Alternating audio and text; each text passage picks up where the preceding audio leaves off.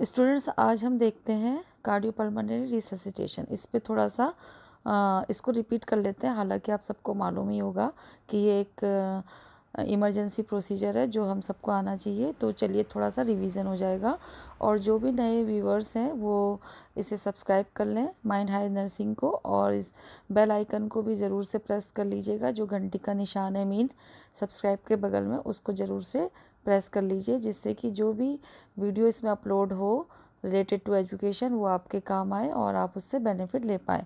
और ये जो कार्डियोपल्मोनरी रिससिटेशन है ये काफ़ी इम्पॉर्टेंट प्रोसीजर है और सबको आना चाहिए।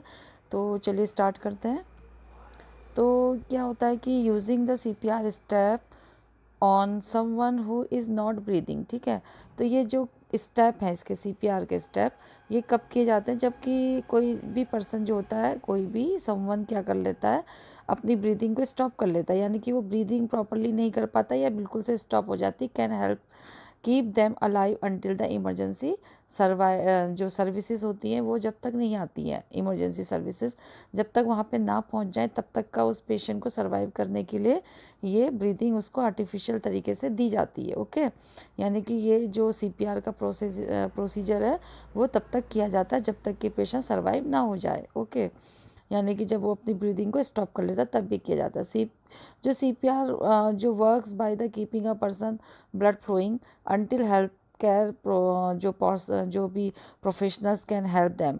तो इसमें CPR में जो वर्क होता है वो किसी भी पर्सन का जब ब्लड फ्लो जो होता है वो ऑक्सीजनेटेड जो ब्लड फ्लो होता है ब्रेन तक पहुंचाने के लिए किया जाता है, और जब तक कि कोई हेल्थ प्रोफेशनल्स वहाँ पे ना आ जाए तब तक ये किया जाता है। यानी कि कोई जब तक उसको इमरजेंसी ना मिल पाए तब तक का ये किया जाता है, ठीक है। और विदाउट फर्स्ट, इसमें जो होता है कोई भी पर्सन जो होता है without first aid training can still save the life of by using the CPR step. यानी कि इन स्टेप को, जो CPR के जो स्टेप हैं उससे कोई भी अनट्रेन पर्सन जो कि जिसने फर्स्ट एड की ट्रेनिंग ना भी ली हो वो भी क्या कर सकता है, किसी की लाइफ को सेव कर सकता है। ओके, तो initial CPR immediately after someone heart stop. तो जब पर्सन जो होता है अचानक ही अपना हार्ट स्टॉप कर लेता है, यानी कि उसका हार्ट बीट जो होती है वो स्टॉप हो जाती है, और जो CPR कैन डबल और even triple the chance of them surviving. तो ये जो CPR का जो प्रोसेस है वो डबल या ट्रिपल टाइम भी क्या कर सकते हैं, उसको दे सकते हैं, चांस उसको मिल सकता है। यानी कि कोई एक ऐसा पर्सन है जिसने अचानक ही अपनी ब्रीदिंग को स्टॉप कर दिया, तो आप उसको क्या कर सकते हैं, ये जो CPR के प्रोसीजर को यूज़ करके, इसके स्टेप को यूज़ करके उसको डबल ट्रिपल टाइम भी उसको क्या कर सकते हैं, सर्वाइव कर सकते हैं, उसको चांस दे सकते हैं, ठीक है, सर्वाइव होने के लिए। In this article to provide step by step, और इस आर्टिकल में हम जो है स्टेप बाय स्टेप जो होता है उसको देखेंगे, इसके जो परफॉर्मिंग है। तो एक बार इसकी नज़र मान लीजिए इसमें जो स्टेप बाय स्टेप कैसे करते हैं।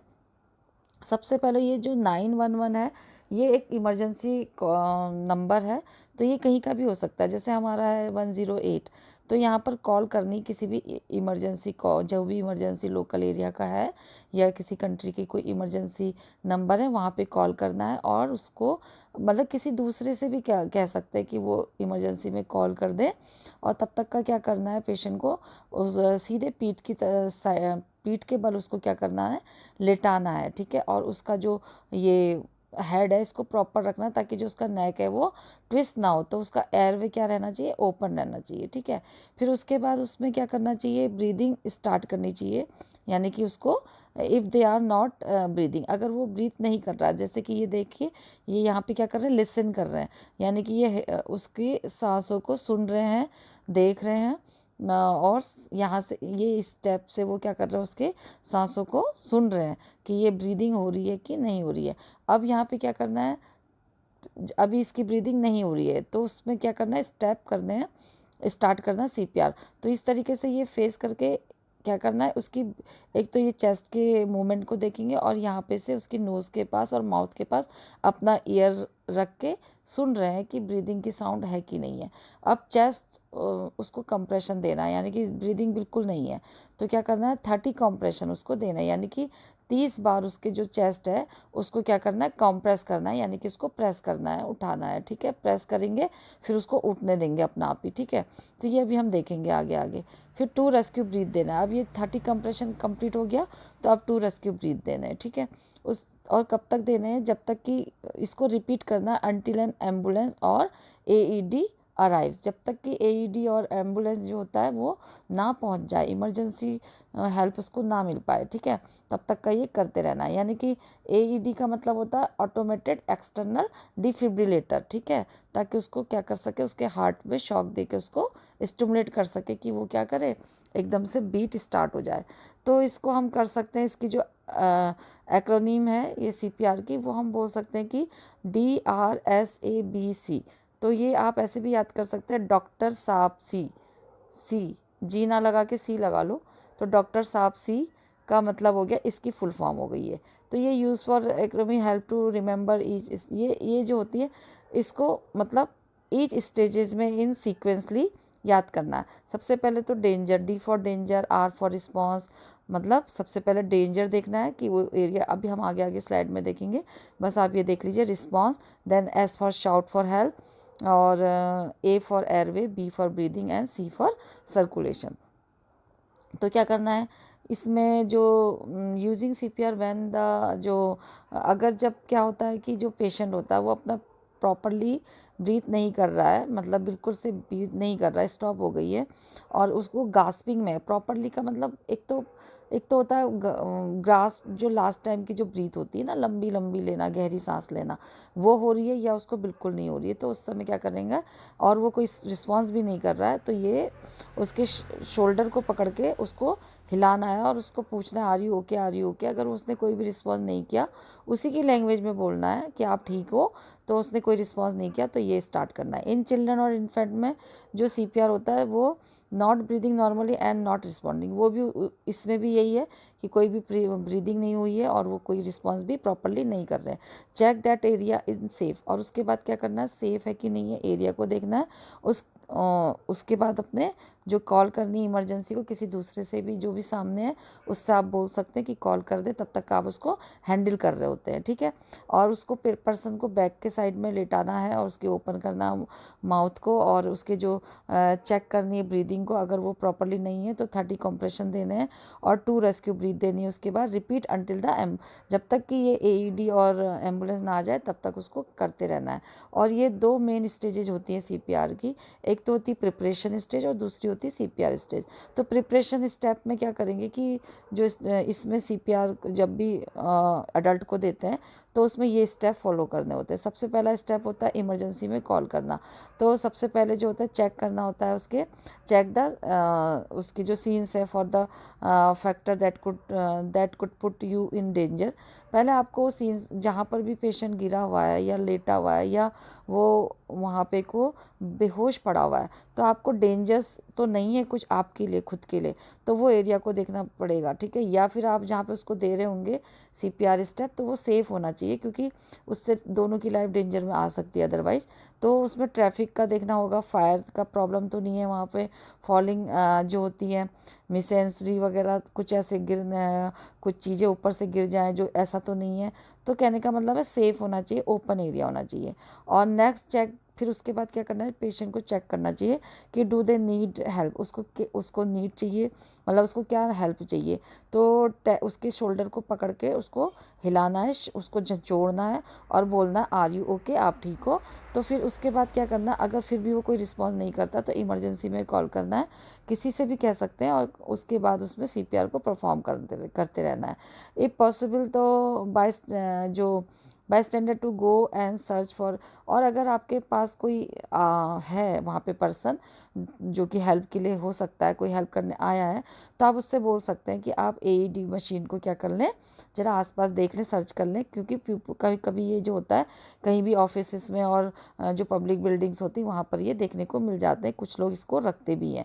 और जो सेकेंड स्टेप होगा उसमें पेशेंट को बैक केबल लिटाना है, पेशेंट को केयरफुली उसके बैक से लिटाना है और उसके चेस्ट के पास क्या करना है, नी केबल आपको बैठ जाना है। फिर उसके जो हेड होता है उसको टिल्ट करना है, यानी कि पीछे की ओर को दबाना है, मतलब पीछे की ओर को ले जाना है सर को, और slightly by tilting the chin, और चिन को उसको हल्का सा टिल्ट करना है, यानी कि हल्का सा उसको टिल्ट करना है, जिससे कि उसका जो ये नेक है ये सीधा हो जाए, ठीक है। और उसकी जो ओपन होता है, उसका जो माउथ होता है उसको ओपन करना है, और ओपन करने के बाद उसको चेक करना है कोई भी ऑब्स्ट्रक्शन, जैसे कि कोई फूड का पार्टिकल नहीं है या वॉमिट तो नहीं है। अगर है तो उसको अगर वो इजीली रिमूव हो सकता है तो उस ऑब्स्ट्रक्शन को रिमूव करना है। अगर वो लूज़ है तभी कर पाएंगे, अगर लूज़ नहीं है तो उसको ट्राई नहीं करना है, अदरवाइज़ वो क्या कर लेगा, ट्रेकिया में जाके वो एयरवे को ब्लॉक कर सकता है, ठीक है। और चेक द ब्रीदिंग, उसके बाद ब्रीदिंग को चेक करना है। ये देखिए इस तरीके से ब्रीदिंग को चेक करना है, यानी कि देखिए उसका हेड को क्या करा, पीछे की ओर को लेके गए और उसकी चिन को जरा लिफ्ट किया, ऊपर को उठाया, तो ये क्या हुआ, एयरवे, इसका जो एयर पैसेज है वो स्ट्रेट हो गया। अब उसके अपने ईयर को जो है इसके माउथ और नोज़ के पास ले जाके ये आइज से यहाँ पर भी देखना है, मूवमेंट तो नहीं, मूवमेंट हो रहे हैं कुछ, और यहाँ पे कुछ ब्रीदिंग की आवाज़ आ रही है कि नहीं, ये सब देखना है, ठीक है। उसके बाद अपने ईयर को उसके पर्सन के पास ले जाके उसको सुनना है और उसको हेयर करना है। उसके बाद उसमें से अगर कुछ भी नहीं है तो उस ग्रास्पिंग टाइप की है, यानी कि लास्ट टाइम की ब्रीदिंग है, तो भी सीपीआर को स्टार्ट करना है, ठीक है। इफ़ समवन इज अनकॉन्शियस, अगर वो अनकॉन्शियस है पर्सन, लेकिन वो क्या कर रहा है, स्टिल ब्रीदिंग उसकी कंटिन्यू है, तो सीपीआर को परफॉर्म नहीं करेंगे। उसको क्या करना पड़ेगा, उसको रिकवरी पोजिशन में रखना पड़ेगा और उसको ऑब्जर्व करना पड़ेगा उसकी ब्रीदिंग को, और उसको हर ब्रीदिंग कहीं स्टॉप तो नहीं है, इसको स्टॉप, अगर स्टॉप हो जाती है तो ये सीपीआर का प्रोसेस स्टार्ट करना है।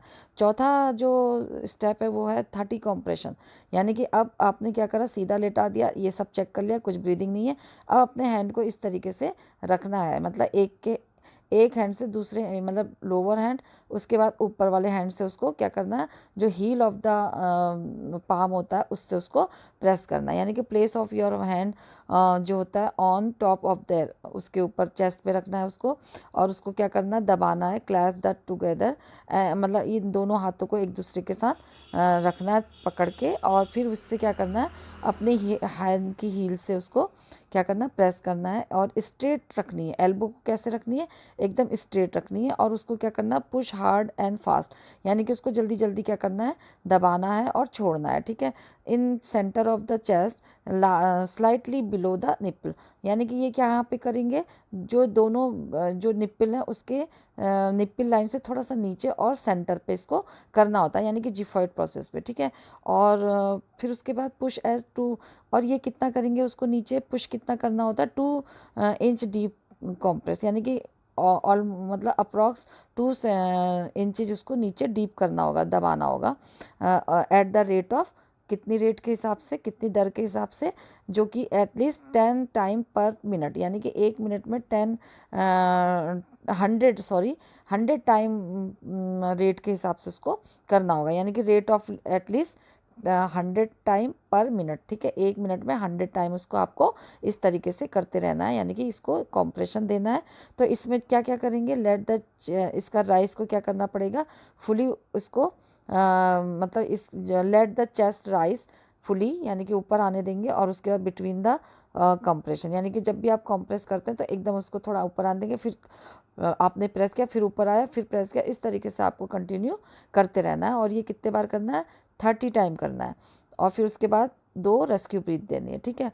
तो ये देख लीजिए चेस्ट कॉम्प्रेशन का तरीका, ये देखिए हाथ को एक दूसरे से उसको रखा, और फिर उससे फिंगर से उसको दूसरे एक नीचे वाला हाथ, फिर ऊपर दूसरे वाला हाथ, और उसके बाद हील से उसको प्रेस किया। तो अडल्ट में क्या करना है, 2 इंच तक उसको प्रेस करना है डाउन में, और जो चिल्ड्रन होते हैं उसको 1 to 2 इंच पे उसको प्रेस करना होता है, ठीक है। ये इसी तरीके से आप एक हाथ से भी कर सकते हैं, इस तरीके से उसकी एक हाथ की हील से आपको करना होगा, ठीक है। और जो चेस्ट, जो बच्चे होते हैं चिल्ड्रन, और जो इन्फेंट होते हैं, न्यूबॉर्न होते हैं, आप उसको 2 फिंगर से भी कर सकते हैं, या इस तरीके से 2 फिंगर को उसके बीच में चेस्ट के रख के उसको प्रेस करना होता है, 1.5 इंच तक आप उसको कर सकते हैं, ठीक है। 30 जब आप 30 प्रेस कर देंगे, तो उसके बाद आपको क्या करना पड़ेगा, ये जो 30 compression at a rate of 100 पर मिनट के हिसाब से आपको देना है, और इसके बाद आपको 2 रेस्क्यू ब्रीथ देनी है, ठीक है। ईच 30 मतलब हर 30 कॉम्प्रेशन के बाद आपको 2 रेस्क्यू ब्रीथ देनी होती है, ये देखिए, ठीक है। तो 5वां स्टेप हो गया, परफॉर्म 2 रेस्क्यू ब्रीथ। अब रेस्क्यू ब्रीथ, ये तो आपने कॉम्प्रेशन देख लिया। रेस्क्यू ब्रीथ में क्या करना होता है, कि make sure their mouth is clear, उसका माउथ क्लियर है ये श्योर कर लेना चाहिए कि कोई ऑब्स्ट्रक्शन तो नहीं है, जो कि हमने पहले ही कर लिया था। टिल देयर हेड बैक, अब उसके हेड को पीछे को टिल करना है और उसकी मतलब उसकी जो ये है चिन है इसको लिफ्ट करना, थोड़ा उठाना है। उसके बाद उसकी जो नोज होती है उसको पिंच करना है दूसरे अपने एक हैंड से जिस समय आप ब्रीथ करेंगे, तो नाक को उसको, ताकि जब आप ब्रीथ उसमें देंगे तो वो बाहर ना आ जाए, तो इसलिए उसको नोज के थ्रू, तो इसलिए उसको नोज को पिंच करना होता है। फिर प्लेस योर माउथ, उसके बाद उसके माउथ टू माउथ उसको ब्रीथ करनी होती है, ठीक है। और ब्लो करना पड़ेगा, अपनी सांस उसके माउथ से चेस्ट तक पहुंचानी होती है, ठीक है। गहरी सांस लेके उसमें माउथ उसकी ऑक्सीजन को उसके अंदर, मतलब अपनी जो ब्लो करना है अपने उसके अंदर, ठीक है। ये देखिए इस तरीके से नोज को पिंच किया और माउथ में माउथ करके उसको यहाँ पे उसको क्या करना है, ब्लो करना है, यानी कि एयर को उसको देना है, ठीक है। और if their chest does not rise, अगर यहाँ पे जब आपने किया तो ये चेस्ट अगर राइज नहीं हो रहा है तो तो इसमें क्या करना पड़ेगा, फिर से उसको क्या करना है, रीटिल्ड द हेड, उसको हेड को रिटिल्ट करना है और उसके लिफ्ट करना है उसके बाद, और फिर से उसको क्या करना है, यही कॉम्प्रेस देना है। अगर वो नहीं करता तो उसके बाद वो दोबारा से मतलब 15 जो कॉम्प्रेशन है वो स्टार्ट कर देना है। अगर ये सब करने के बाद भी नहीं हो रहा है तो इसका मतलब क्या है कि कुछ चौक हो रहा है। अगर ये यहाँ पे ये ऊपर नहीं आ रहा है चेस्ट, ये जब ब्रीथ कर दे रहे हैं इसको, मतलब इसको जब ऑक्सीजन मतलब एयर भर रहे हैं तो ये ऊपर नहीं आ रहा, तो इसका मतलब क्या है, वो चोक कर गया है, ठीक है, फंदा लगना जिसे बोलते हैं। छठा नंबर में है, मतलब जो स्टेप 6 है, इसमें इस साइकिल को दोबारा से रिपीट करनी जो हमें अभी देखा था। 30 कॉम्प्रेशन एंड 2 जो रेस्क्यू ब्रीथ थी उसको वापस से दोबारा से करना है। 30 चेस्ट कॉम्प्रेशन, 2 रेस्क्यू ब्रीथ देनी है until the person start breathing, जब तक पर्सन स्टार्ट ना कर ले ब्रीदिंग तब तक ये देना है। और क्या करना है उसको, हेल्प अराइव्स, अगर उसको जब तक के क्या ना आ रहे, अगर इफ़ एन AAD अराइव्स, तो AAD अराइव हो गया, आप यहाँ पे पहुंच गया है, तो carry on the performing CPR until the machine is not set up the ready to use, जब तक मशीन को सेट किया जा रहा है रेडी करने उसको देने के लिए, तब तक का CPR को परफॉर्म करते रहना, छोड़ना नहीं है, ठीक है। तो यहाँ पर भी एक बार देख लीजिए आप CPR गाइडलाइन क्या होती हैं कि अडल्ट चिल्ड्रन मतलब 8+ चिल्ड्रन जो होते हैं 8 साल से ऊपर के, उनके लिए क्या है कि जो पहले इमरजेंसी में डायल करना है, जैसे मैंने बताया आपको, हमने पहले भी देख लिया था। अगर समवन कोई है तो उससे बोलना है करने के लिए, और साथ में उसको बोलना है कि अगर ये हो सकता है AED का, तो उसको भी क्या करना है, सर्च कर ले वो कहीं पर भी आसपास। और इसके बाद 30 कॉम्प्रेशन देने, जैसे मैंने बताया कि उसकी जो फिंगर होती है इस तरीके से क्रॉस करके रखनी है चेस्ट के ऊपर, बिटवीन द चेस्ट और बिलो द निप्पल, जरा सा दोनों निप्पल के बीच में और निप्पल से थोड़ा सा नीचे, इस तरीके से उसको 30 कॉम्प्रेशन देना है। और उसका जो होता है 30 कॉम्प्रेशन देना है, उसके बाद उसका क्या करना, ओपन करना है एयरवे, यानी कि हेड को थोड़ा नीचे को माथे में हाथ रख के हेड को थोड़ा नीचे करना है और चिन को थोड़ा ऊपर करना है, यानी कि चिन लिफ्ट एंड हेड, चिन को क्या करना है, लिफ्ट करना है, और हेड को क्या करना है, टिल्ट करना है, और इस तरीके से उसको क्या करना है, आपको ये देना है, ठीक है। मतलब उसको एयर देनी है। और चेक फॉर नॉर्मल ब्रीदिंग, और उसके बाद यहाँ पे नॉर्मल ब्रीदिंग के लिए चेक करना है। तो यहाँ पे क्या हो गया, C for compression, A for airway, B for breathing, ठीक है। तो यहाँ पर ABC का नहीं चलता, यहाँ पे CAB कैब करके याद कर लीजिए, ठीक है। Emergency call, then C, then A, then B में क्या करना है, 2 ब्रीथ देने हैं। अब 30 कॉम्प्रेशन हो गया आपके, तो अब यहाँ पे इसको क्या करना है, जल्दी से फिर उसके ब्रीथ करना है। तो उसमें वही है, नोज़ को पिंच करना है, माउथ टू माउथ उसको क्या करनी, ब्रीथ देनी है।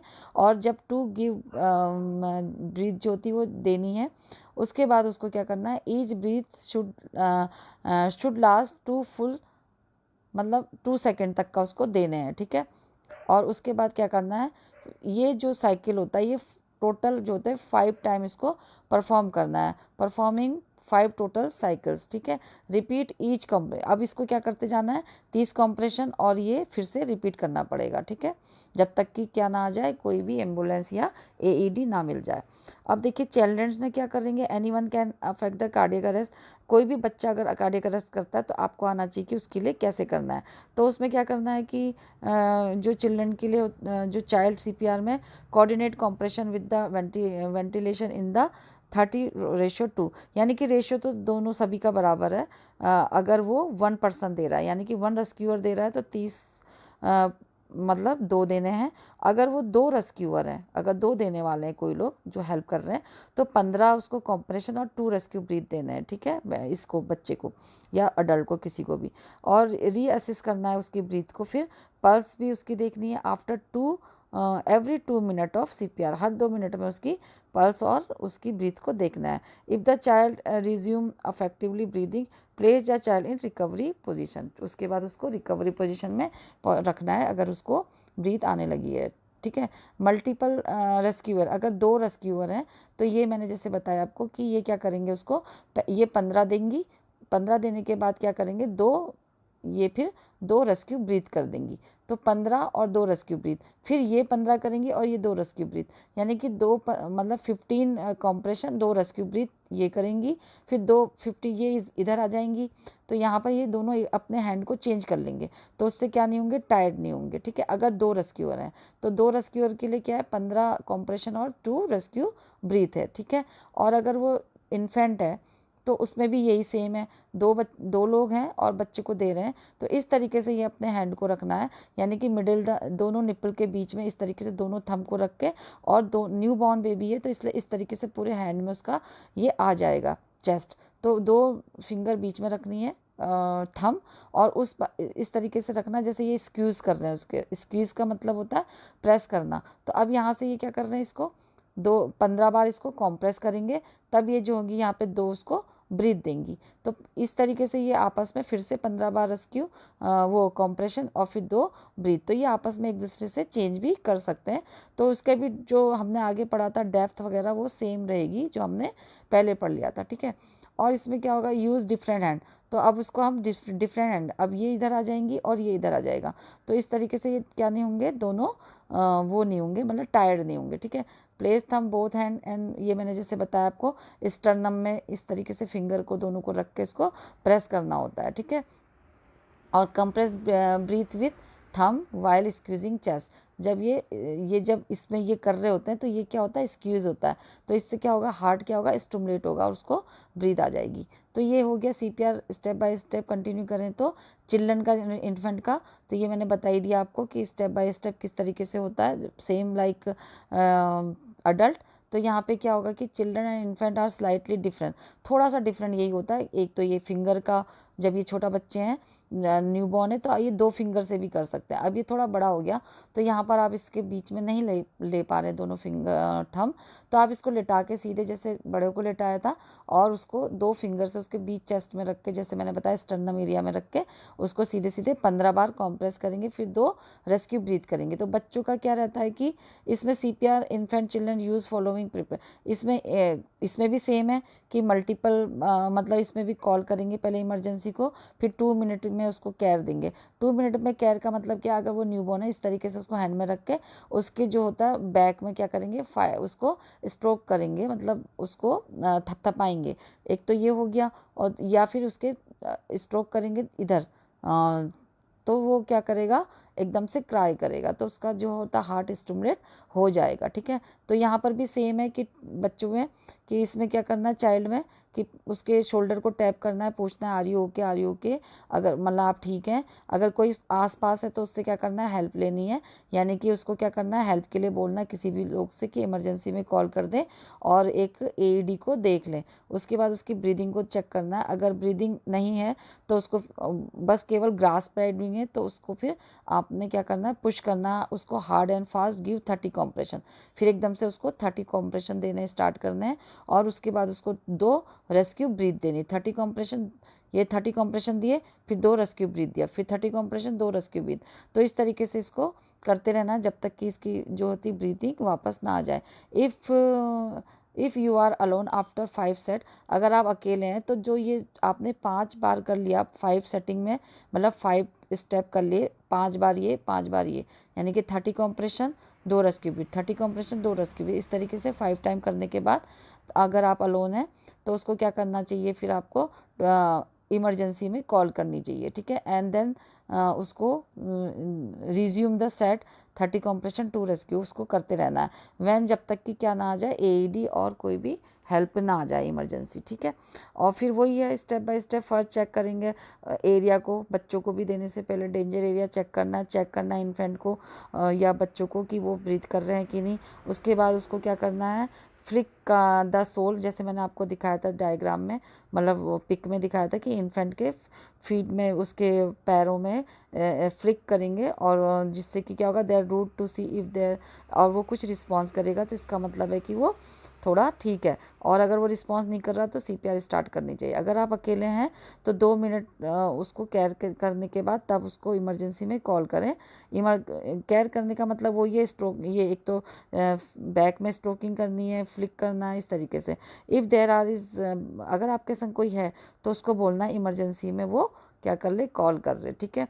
इफ़ पॉसिबल अगर दूसरे कोई हैं तो उससे कहना चाहिए ईएडी को भी चेक कर ले, अगर आसपास कहीं मिलते हैं तो इमरजेंसी कॉल के साथ साथ।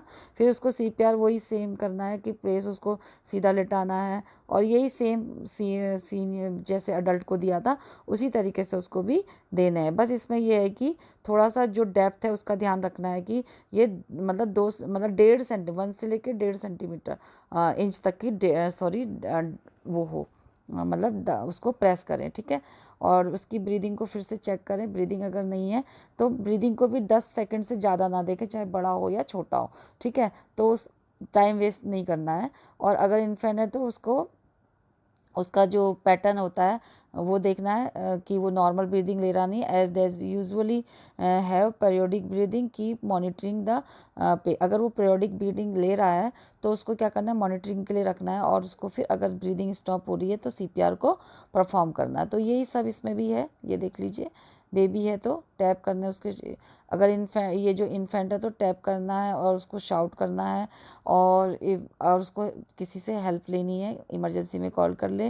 ब्रीदिंग के लिए चेक करना है, फिर उसके बाद उसको क्या करना है, अगर ब्रीदिंग गास्पिंग टाइप है तो 2 फिंगर से उसको दे देना है 30 कंप्रेशन, और उसके बाद उसको 2 रेस्क्यू ब्रीथ, ये आप देख पा रहे हैं, तो 30 कंप्रेशन 2 रेस्क्यू ब्रीथ। और उसके बाद उसको क्या करना है, if you are alone 5 set, अगर आप अकेले हैं तो 5 सेटिंग तो आपको कर लेनी है। उसके बाद आपको क्या करना है, इमरजेंसी में कॉल करना है। तो रेशियो वही रहेगा 30 कॉपरेशन 2, अगर 2 लोग दे रहे हैं तो 15:2 ब्रीथ, ऐसा रहेगा, ठीक है। तो यही सब है। तो ये ज़्यादा लंबा हो जाएगा, तो मैंने आपको ये बता दिया कि बस इतना ध्यान रखिए कि जो बच्चे होते हैं उसमें क्या करना है, ये तो सेम हो गया, ठीक है। और एक चीज़ और है, जो बेबी होते हैं उसके लिए पिंच देयर नोज शट, इसकी नोज को पिंच करनी है, और जो मतलब बच्चे हैं, 8+ है, उसकी नोज़ को पिंच करना है, तब उसको ब्रीथ देनी है। और यहाँ पर अगर वो इन्फेंट है तो इसको कुछ पिंच करने की ज़रूरत नहीं है, इसमें क्या करना, दोनों चीज़ आपके मुंह पे आ जाएंगे, नोज़ भी और माउथ भी, तब उसको क्या करना, ब्रीथ देना है, तो जिससे उसका जो चेस्ट होता है वो राइस होगा, ठीक है। और परफॉर्म 30, उसके मतलब चेस्ट को भी देखते रहना है। 30 कॉम्प्रे ये 5 जो 5th स्टेप है, परफॉर्म 30 कॉम्प्रेशन, तो वही है 30 कॉम्प्रेशन। अब ये बार बार रिपीट हो रहा है तो ये समझ गए होंगे आप, ज़्यादा लंबा वीडियो जाएगा, और यही चीज़ इसको रिपीट करनी है, ठीक है, जब तक कि कोई इमरजेंसी ना मिल जाए, ठीक है। तो if someone is not breathing, giving CPR, ensure the oxygen reach in the blood। तो मतलब आप जब दे रहे हैं CPR और तब भी ब्रीथ नहीं कर रहा, तो ये इस बात से इंश्योर रहिए, हो जाना चाहिए कि ऑक्सीजन रिच ब्लड जो है उसके ब्रेन तक पहुंच रहा है कि नहीं। तो this is the important, and without oxygen someone can sustain permanent brain damage. अगर ऑक्सीजन नहीं पहुंच रही तो परमानेंट ब्रेन डैमेज हो जाएगा, और वो डाई हो जाएगा इन अंडर 8 मिनट, ठीक है। तो 8 मिनट के अंदर में पर्सन जो होता है वो डाई हो सकता है, ठीक है। तो यही सब है। और ये जो सीपीआर होता है, जो person might CPR if they stop breathing in any following circumstances, तो इन कंडीशंस में ये दिया जाता है, जैसे कार्डियक अरेस्ट हो जाए, हार्ट अटैक आ जाए, चोक हो जाए, ठीक है, चोक मतलब फंदा कुछ लग जा रहा है, रोड ट्रैफिक एक्सीडेंट हो गया, कोई उसने सांस रोक ली है थोड़ी देर के लिए, नियर ड्राइविंग हो गई, कोई डूब गया है तो भी उसको ला के करना है, एंड सफोकेशन हो रहा है, पॉइजनिंग हो रही है, ड्रग अल्कोहल हो रहा है, ओवर अल्कोहल ले लिया है और ब्रीदिंग नहीं आ रही तो भी करना है। स्मोक का इनहेलिंग मतलब कोई धुएं में उसको फंस गया है कोई फायर में, तो वो स्मोक इनहेल कर लिया तो भी होगा। जो भी ये है इलेक्ट्रोक्यूशंस, किसी को इलेक्ट्रिक करंट वगैरह लग गया है और ब्रीदिंग स्टॉप कर ली है तब भी होना है। Suspected sudden infant death syndrome हो गई है, जो कि अचानक ही बच्चे जो होते हैं अपनी इस ब्रीदिंग को स्टॉप कर देते हैं, उसको बोलते हैं सडनली कर रहे हैं, तो भी ये वाला CPR का प्रोसीजर एकदम स्टार्ट करना है। Only perform CPR if adult is not breathing, और जब ये तभी करना है जबकि कोई भी अडल्ट ब्रीदिंग ना कर रहा हो या बच्चा या इन्फेंट जो बिल्कुल ब्रीदिंग ना कर रहे हैं, तो ये तभी करना चाहिए। और ब्रीदिंग नॉर्मली, अगर ब्रीदिंग नॉर्मल तो ये नहीं करना चाहिए। Their blood is not circulating this, अगर ये ब्रीदिंग नहीं कर रहे हैं तो इसका मतलब है कि उनका जो ब्लड है वो सर्कुलेट नहीं हो रहा। This is why important to ensure the person does not response to verbal और physical call attention before starting the CPR process. ठीक है, CPR प्रोसेस करने से पहले आपको ये श्योर हो जाना चाहिए कि जो पर्सन है वो वर्बल में भी या फिजिकल में भी कोई भी रिस्पॉन्ड नहीं कर रहा, तभी आपको ये करना चाहिए। तो CPR जो होती है एक लाइफ, आप इसकी समरी में यही है कि life saving first aid procedure होता है ये, और इसमें क्या होता है स्टेप बाय स्टेप किया जाता है। ठीक है, और इसमें जब अचानक ही हार्ट मतलब रुक जाता है, हार्ट अटैक हो या स्टॉप ब्रीदिंग हो, तभी ये किया जाता है। एक्सीडेंट में हम आगे देख चुके हैं। इन्फेंट चाइल्ड अडल्ट में रेशियो तो सेम होता है, लेकिन थोड़ा सा अलग तरीके से उसको दिया जाता है, जैसे मैंने स्लाइड में बताया आपको, थोड़ा बहुत वेरिएशन है। ठीक है, adult stop breathing check the person to see whether the respond to verbal physical, अगर वो स्टॉप कर दिया तो ये परफॉर्म उसका जो फिजिकल रिस्पॉन्स ज़रूर देखना चाहिए कि आपने जो उसको शाउट किया तो उसने थोड़ा रिस्पॉन्स किया कि नहीं, और अगर आपने उसको फिजिकल चेक किया वो कुछ रिस्पॉन्स किया कि नहीं, ये देखना है। तो thank you guys for watching this video, do like share comment and subscribe this channel, और गुड बाय, टेक केयर।